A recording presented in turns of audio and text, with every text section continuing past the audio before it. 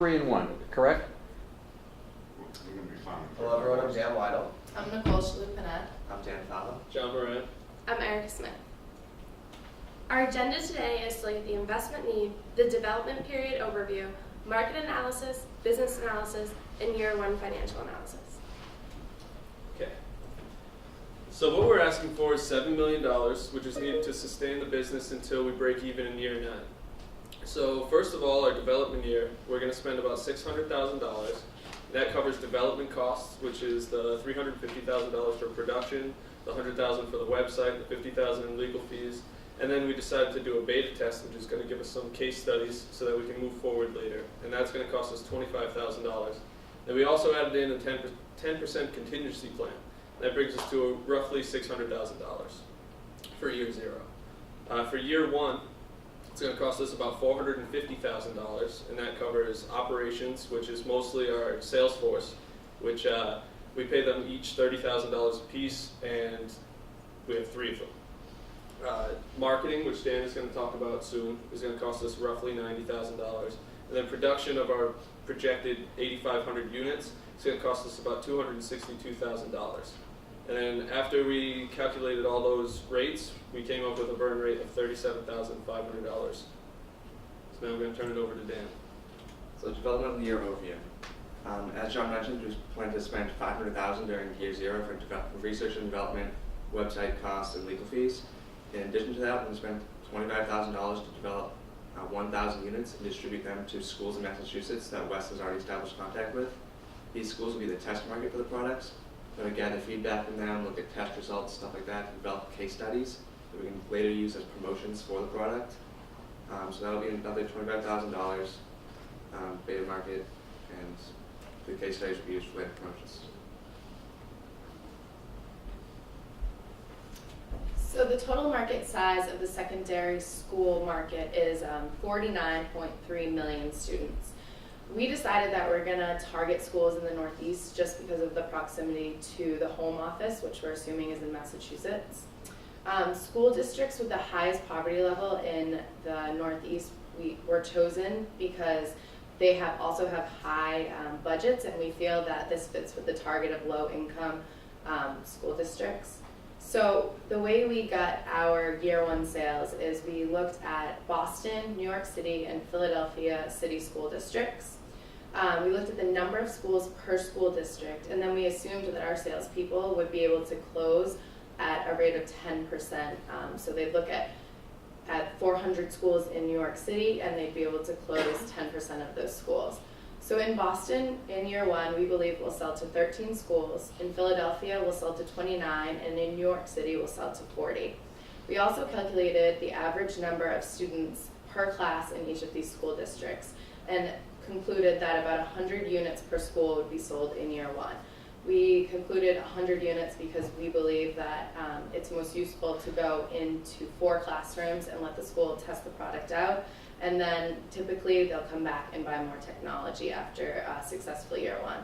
So this brings us to 8,480 units sold in year 1 with a revenue of $508,715, and this is at a price point of $59.99 per unit. We're using a business-to-business model by selling to administrators in school districts that have the financial budget or government grants to support this need. We looked into school districts that have a very high supplemental secondary education fund, and we chose the price point strategy of $59.99 because the lowest competitor was at $150, and this is well below half of that. So marketing and promotions are obviously going to be crucial during year 1 for Fusion's success. This $89,000 budget is based on actual estimates that we received from a small agency. And given the nature of the product, we believe that inbound and outbound marketing, a combination of the two, are going to be really important. For inbound, we feel like having a blog and having social media sites that focus on content related to technology and supplements in education will help bring those customers that are actively searching for information and at that stage of the decision process to our website. 5 minutes. Driving traffic to Fusion's website, as well as through that, and as well as search engine optimization and a public relations freelancer that we also included in our budget, will help definitely continue to define the target market and provide our salespeople with leads that they can capitalize on in the future. These will also be generated by industry events. So we believe that some of the conferences around education and specifically around education technology, which are located anywhere from like Florida to Texas, will be crucial for our success as well. So we had a estimate proposed to us for the creation of a booth, and then we went and looked at 3 different actual conferences and averaged that price to determine exactly how much that would cost. We included that as well. At these conferences, oftentimes companies that are exhibitors are provided with email distribution lists of the attendees. We suggest utilizing this in order to capitalize on a email marketing campaign, and we have enough for 3 during the year to complement 3 conferences that we believe you should attend in year 1. This budget also includes funding for the creation and placement of print advertisements, as well as the public relations that I mentioned earlier. So vital to any salesperson's success in capitalizing on the marketing and promotion is going to be some sort of promotional material to hand out. So we have also included brochures and have those printing costs as well, in addition to some corporate identity printing, so in terms of like logos, letterheads, as well as business cards. Okay, so now we're going to go a little bit more in depth into the year 1 financials. So we have our operating costs, which I explained earlier, as $103,000, which consists mostly of our employees, our sales force. 3 minutes. It also includes, we took into account storage and insurance, which was relatively low cost, as well as transportation of goods, which was about $100 per month. Our office space, we found 1,000 square feet for $1,000, so that should cover us for our small staff for now. Production costs, as we mentioned earlier, we had 8,480 units in year 1. We got a $25 cost of goods sold from Jody and Wes earlier, so that comes to about $262,000, but that also includes the commission. So pretty much our production costs here that you see are our variable costs per unit. And then we get a burn rate out of that of $37,500 per month and a break-even point of year 9. Any questions? Okay, so thank you very much, first of all. Nice work. We beat the buzzer, which is always good news. So the ground rules for Q&A are as follows. We'd like, with your permission, Jody, you and Wes to go first. Woody and I will go second. And then we will assume that since all 3 groups have a different number in terms of the ask, that must mean that you have a different approach. And therefore, there will be 1 question required of each other group asking some key question about how they approach this as opposed to how you approach this. Everybody understand? Yep. Okay, great. Jody or Wes? So I got a quick one. From going to year 1 to year 2 with production costs, are you saying that to be able to cover those costs, you are looking to basically have an investment of $7 million to cover that recurring cost, or is that $7 million only taking care of the workforce? That $7 million covers up until we break even in year 9. Those are our total costs up until year 9. So how many units are you thinking are going to be produced between those 9 years? We predicted an increase of 10% per year, so that would mean we're going into additional markets each Yep. year. You can see, are you looking at the screen? Or if you're looking at your PowerPoint, it's Slide 15. slide number 15. And so that $7 million covers all our expenses until year 9, until we break even. He's asking for how many total units. So if you look right below where it says sales volume per period, right to the right, if you add all those numbers up, that's how many units we would predict. Okay. Who sent the, I sent it. Do you have a picture here? who sent it? I sent it. It's under WEIDEL, is it WIE? WEI. WEIDEL, Sunset, right, Sunset Rock. Yes. yeah. So, so we want to make sure just question. Sure. So, 1,000, and then you start with 8480 and you go up 10% a year. Yeah, so in year 0, this 1,000 comes from our beta testing. We decided that we would produce 1,000 units and we would give it to our schools. And then that's where we would get our case study data from instead of paying them to actually do the case study. And then at the end of the case study period, if they are interested in the product, they can buy it from us at cost. And if they're not, they give it back to us and we can sell it refurbished to get more case study data. So Wes's question, I think, was what are cumulative sales through your break even, which is 1 through 9. How many of these will you have sold in total? We don't have that number right now, Yeah. but we can get you that number, Wes. Well, we can add it up now. It's Yeah. 20, 35. Go ahead. I'm sorry. So, well, I have what I feel is a more relevant question, and that is, so when you're launching a product, 10% a year growth is not very significant, especially in the first couple of years, especially when you start with a low base. So I guess I'd like to hear your thinking around that and how that relates to a sales force actually accomplishing that 10% versus more or less. I think It's just So- very conservative, yes.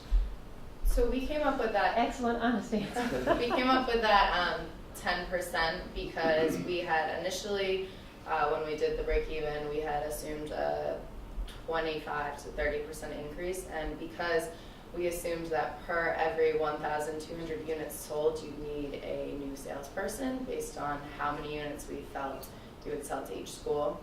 And because the labor costs increased so significantly, we weren't seeing a change in the profit. So it was very conservative because we felt that we'd need so many people to sell if the sales increased that quickly. So that was why we decided to have slower growth. So, apologize for jumping in. So, with 3 salespeople, you're going to sell that number of units? Exactly. Yes. And have you talked at all about number of sales calls and success rate? The funnel here? The 10% sales funnel? goes right there. Pardon me? So there are 400 schools, say in New York, Yep. that we would be targeting, and we predicted that we would be able to get into 40 of those schools in year 1. So the success per salesperson is 10% of all their calls. Right. Okay? Yep. I'm just asking questions. Did I answer your question? You did, except I don't know that I'm buying it, just Okay. because. Thank you for being exactly as honest as we need to be with these guys, because they're not going to learn without this challenge, okay? And they've made these assumptions, and they're reasonable, they're just not good. And you're going to tell them why. Well, I mean, honestly, obviously we don't have the perfect answer either, and so we're all discussing how we could optimize this proposition. I think during the launch, one of the things that has to happen is more and more messages getting out about the product, getting your reach out of your pilot and your proof of how this concept worked. And so I think almost across the board, when I can think about almost any product launch I've been associated with, there is a growth, unless you're going to fail, there is a more rapid growth phase the first couple of years that you're launching, because you're if you're effective in planning your marketing strategy, you are exponentially getting your message out. And so you go from 1,000 units to 10,000 units to 50,000 units. And so I guess that's the area where I would say, based on my experience, if you do it right, there should be a higher growth rate than 10%. We So- also had this number because we're dealing with the government and school systems. So as much as they would like to increase in great numbers, they're going to be limited to what their budget allows. Year to year, they might be able to get a double order the second year in 200 units, when typically if you put it into the market, that 100 units would be going to 2,000 because they have to be under government regulations, which is a big factor that played into just the 10% as it progressed. Right. No, that's We also very did some research on the school boards themselves and how that decision-making process works. And one of the biggest things they consider, about 92% of the people who responded to a survey said that they would be swayed by primarily the results of the product used in a similar district. So we feel like the rapid growth, I very much would agree with you that it may be more rapid like this in possibly year 3 or 4. And I would certainly encourage you to consider the amount of time that it's going to take for that word to be able to spread in those case studies to develop after that initial 1,000 units, because especially with some of the larger school districts like the New York City School District, which has an incredible budget but also has a lot of needs to fill, they're really going to want to see how another large market was served. So, I'm not allowed to ask a question, sorry. Wes, do you have anything else? Are you there, Wes? Oh, we lost him. Yeah, he's not there. Let's do the can we email him and ask him to call back? Or why don't we call him, huh?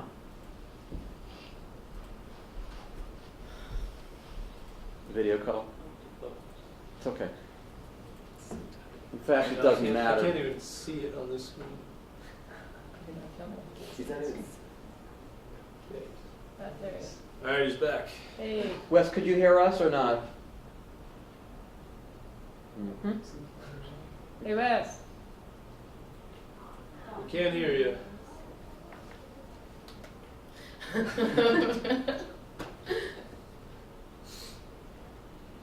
We do it again? You want me to hang up on him? Yeah. We're gonna try again. We're gonna. If you can hear us, Wes, we're hanging up on you again.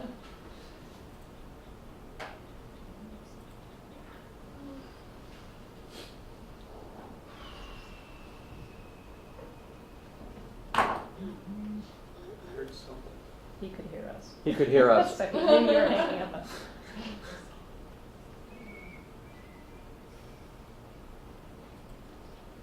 I've never seen Skype more dysfunctional than in this room only. Yeah, You too?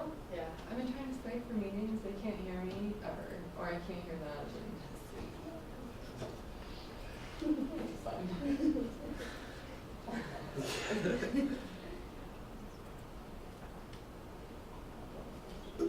We should be able to hear the dial-in, right? We should be able to, but I mean, we're at full volume, we're not muted or anything. You were fine before. The volume is up as high as it. I don't know, because it's not connected to You a can hear him fine? Well, when he asked the question, it was like really muffled. Yeah. Why don't you just leave the video on and have them chat in their questions, if he has any? That's a good idea. Good chat in the questions for now. Unless we try a non-video call, let's just try why don't we ask him to call us? Okay, and what's the CMT? Do we have the CMT? Well, if you do the chat, you should be able to Can't call see back. it.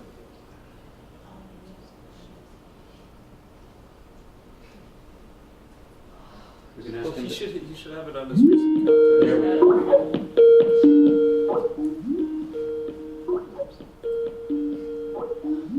This should work. Famous last words. Wes, can you hear us now? Video error. Your webcam isn't supported by Skype. Great. Okay.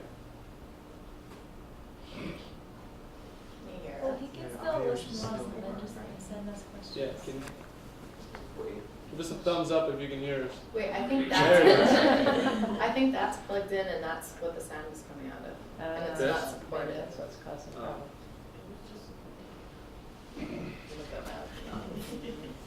Wes, if you have any questions, you can just Write it. write it in the Skype box, I guess. You have to X out of that, I don't know how to do it. like connect that. Yeah. And then press the little, What? This thing? Into the, Oh, back right of the page. Right. okay.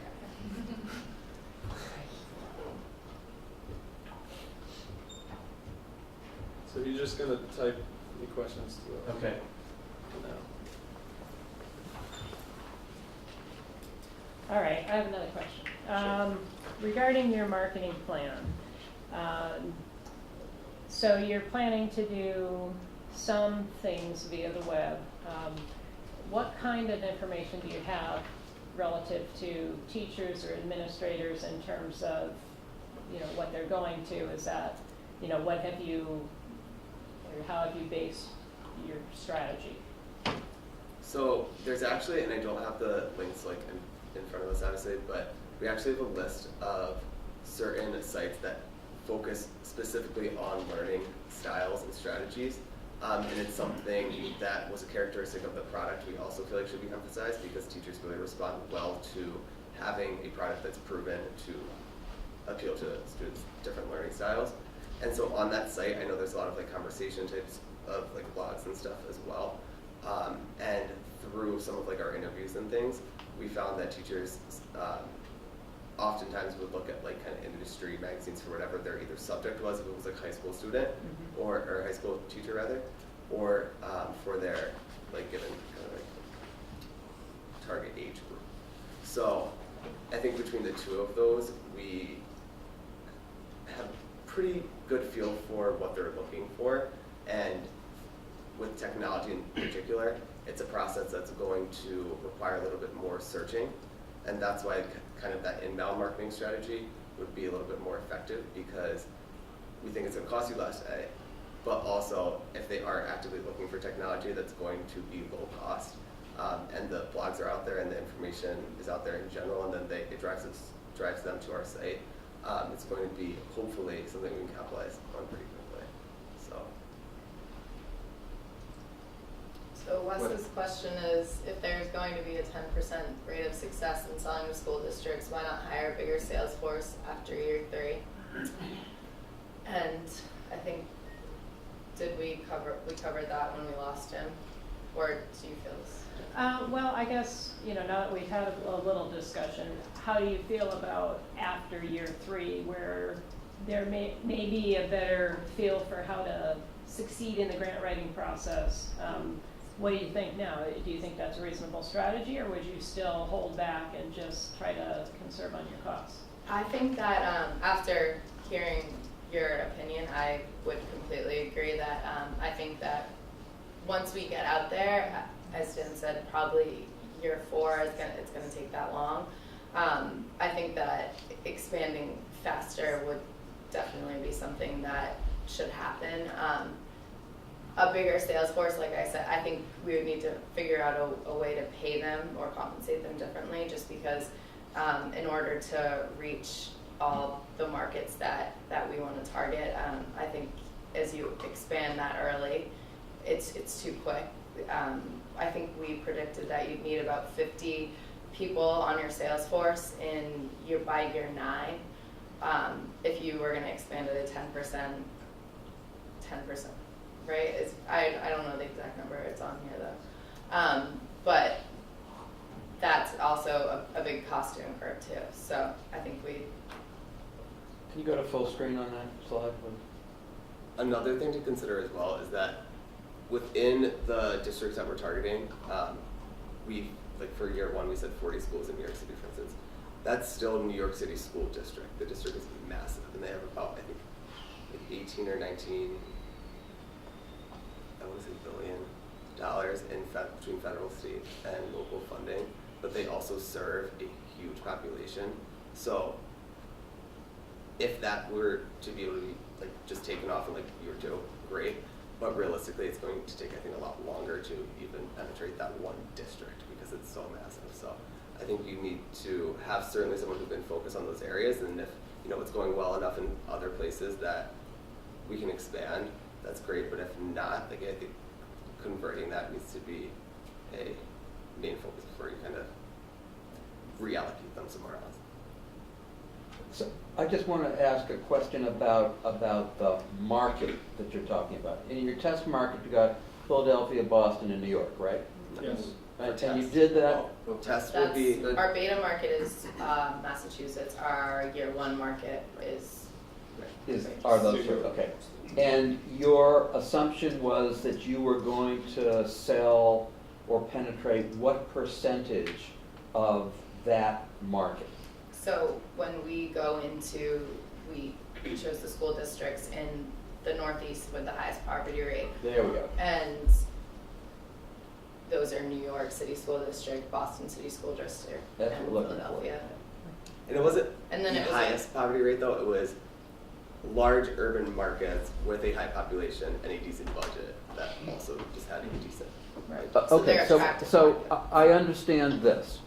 What I don't understand is what you're doing after this. Are you continuing to assume that you're going to go to new territory? If it's new territory, is it just those kinds of schools that are that you're focusing on here as opposed to the total population? And are you assuming therefore that as you go into each new piece of geography, the penetration, the percentage of success is going to be the same? We assumed after these 3 and we did cities, we also looked into Detroit as well as Chicago Yep. as 2 potential cities to go into, and we think that there would be a 10% penetration rate the first year there, and the same as kind of how the New York school districts going through each year would increase 10% just because of federal budgets. I also think that in the first few years, you're going to get a lot of organic growth. So Boston City School District has these units and they're doing really well. Surrounding towns are going to hear about this and through the conferences and that kind of thing. So I think what the inner city, urban school districts really fit our target market in terms of being low income and have a large budget. But I think that we're not limited to that growth.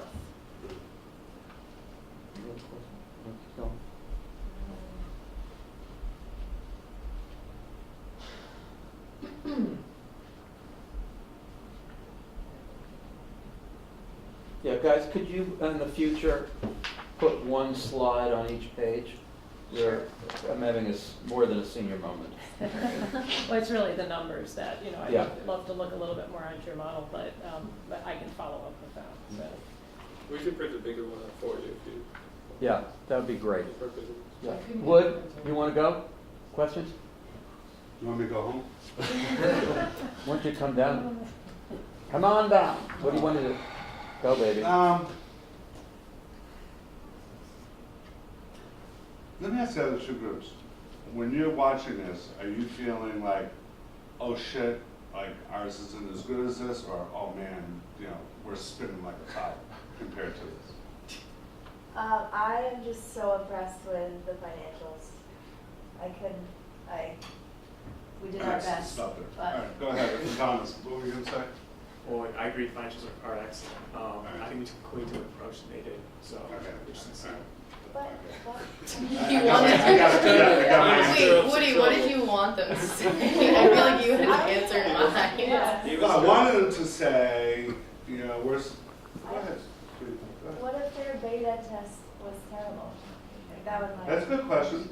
Or maybe a good question would be, there's a lot of good questions. One of them might be, okay, you're gonna see the 1,000 units at some attractive pricing. What is your, investment in something that goes with it as a guide that will get people hooked, on the gizmo like crazy?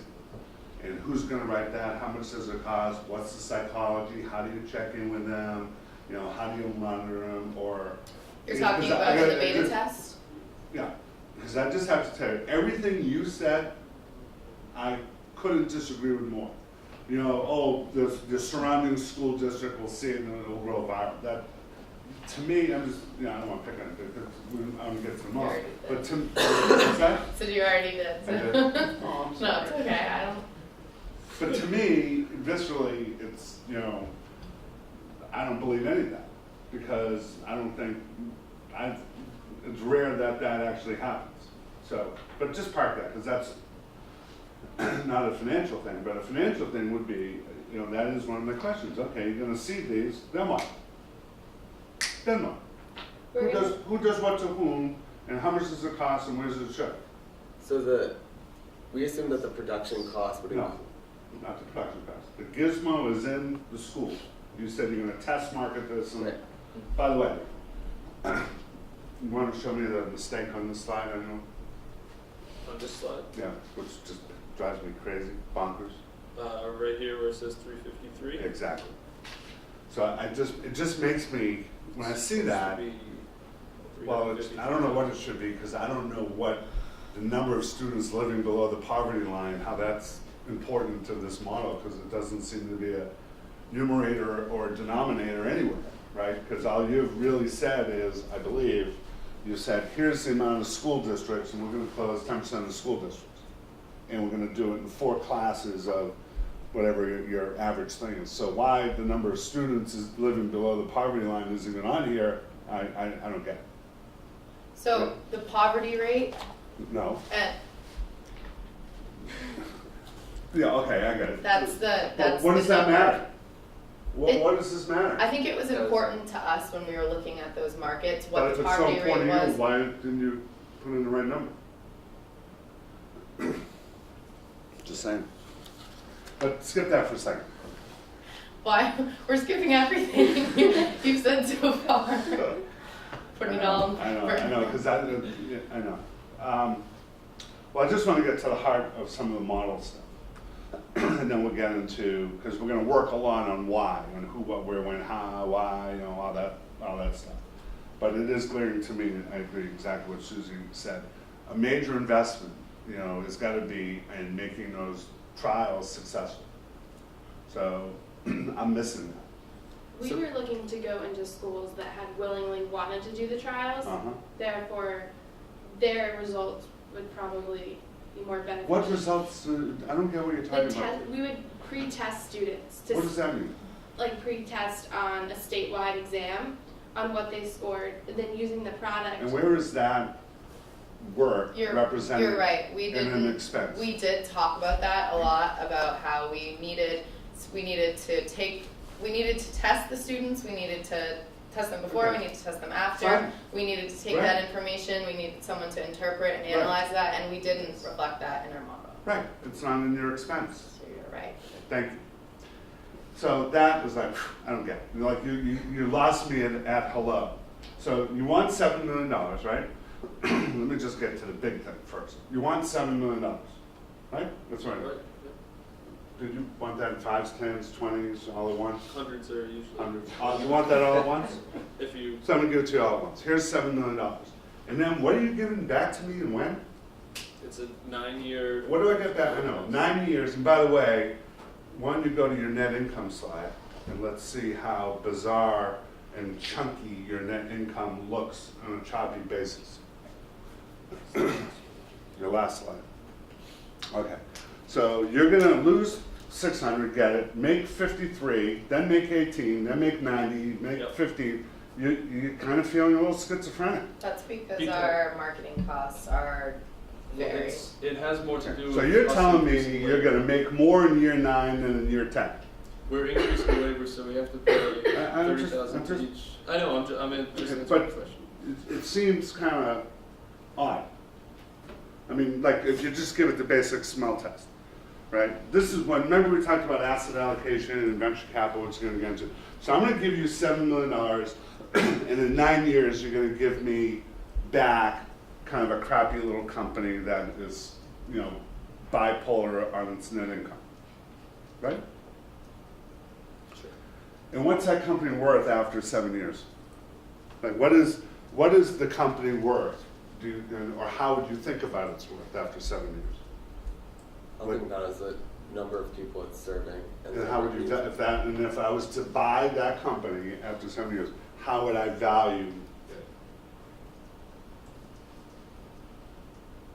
Probably based off the consumers they already have in the market that's. So if I was to buy this company at the end of 7 years, how much would I pay? And why? So you have 100, I think it was 135,000 units sold, so that's about 135 customers. We would be in thousands of, at least 1,000 school districts by then. So So what would I pay? And why? I don't have an exact figure. but- Okay. So we're gonna get to this. Did you, April? Oh, no, go ahead, continue.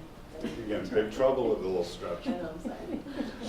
You know, there's a couple ways to do this. We're gonna get into it, so I'm just, gonna point this out. I mean, you could buy it as a function of multiple of revenue or a multiple of profit. But I think kind of what Jody was saying, boy, you did all this work, it took $7 million, and it's kind of mediocre in terms of its results. Like, right, 10% close rate, like, why would you go to another city? Why is 10% good on penetration? It's conservative. Oh, We thank didn't you for move it saying that, crazy. because that's what everyone says. But why is that good? Like, if you only sold 10% of the districts, and we'll get into how, why would you keep expanding to whatever, Philadelphia? Like, why? We're still gonna stay in New York City. I get it, but why is 10% a good goal? It's a conservative. So you beat yourselves. 10% on top of the year before is 10%. So say, So after 10 years, everyone has one? so in year Does that- one, we sell 8,500 units to New York, Philadelphia, Okay. and Boston, right? So the next year, we're probably not gonna be selling directly to them for that size, so we're gonna be going to other cities, Detroit, Chicago, Des Moines, Iowa, I don't know. And so each year, it represents a different 3 targets that we go into, plus 10% from selling to the past 3 districts. Okay. So there- We're gonna get a lot more into this. It's kind of a low goal, and I think, when did you graduate? Yeah. And let me just, so, I'm gonna give you $30,000 a year and ask you to go to live in Philadelphia and organize your whole life of selling school districts. So, let's see, $30,000 a year after tax, you gotta pay taxes, right? Well, we also have commission that they're. Where's the commissions? The It's first included one. in our variable costs. Where? Show It's me. 10%. Where's this? So they make $6 a unit?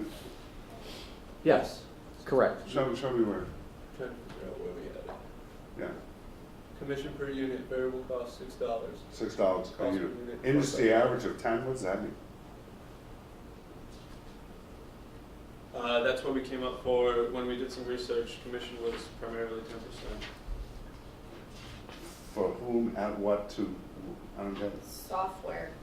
Software. Software companies, Yeah. 10%? Are you a software Is company? that wrong?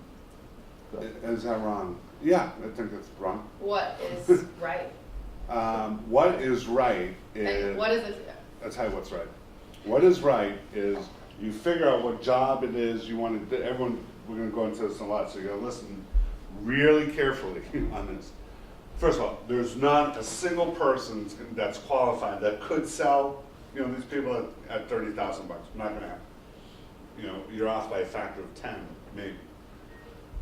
The way to figure out a sales force and its expenses, one, what do you want to have happen done? And then you kind of backfill it into, how you would pay it and how you would, devise some kind of package. But assuming, what happens if he has to take someone out to lunch? Right? I don't even know how many people have to sign off in a school district. It sounded like you did some research on that. How many meetings would it take at a school for a person to get an order? Your average order was 100 units. How many different meetings would that be? When Dan did his interview for the first presentation, he spoke with a teacher who said she would have bought them right then. And does the teacher have the buying authority in the budget? No. Okay, so let's go back to this. how many meetings would it take to get to someone that can give you, do you know what a purchase order is?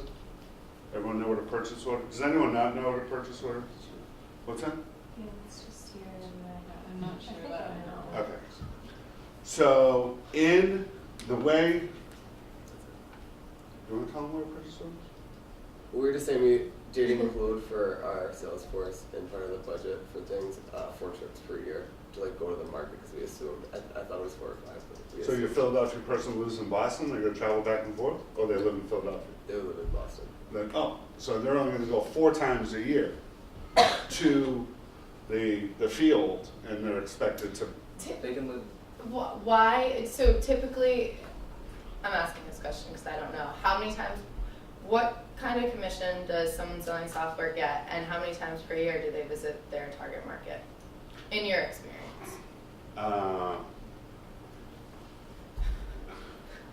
My experience is they live in their target market, they don't go to it, it's not that surgical, you know, and you're building relationships with people, right? And it sounds like the way to start to solve this is how many different people in the school district, and I'll tell you what a purchase order is, but how many different people in the school district have to be on board before you get a piece of paper buying, and that's what a purchase order is.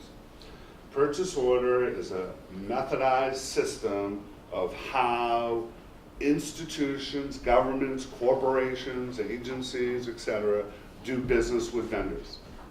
So I'm sure if you wanted to sell the Bentley, let's say you wanted to sell some Skype stuff that works, let's say you had actually a gizmo that worked, and God knows there's a need. Dan is here. All right, good. You probably would have to get Dan's support. Can you write purchase orders? Absolutely. Yeah, bullshit. You know, you'd have to get Dan's support, you'd have to get Perry's support, you'd have to get Ian's support. Everyone would have to be on. That's before you go over to some bureaucratic building in the basement of some pretty fed up tenured purchasing agent, right? Who then, right? And then they're gonna talk to you about terms and conditions, which are elements of a purchase order. Terms and conditions, who pays freight, what's insurance, how much is it gonna cost, what is the return rate.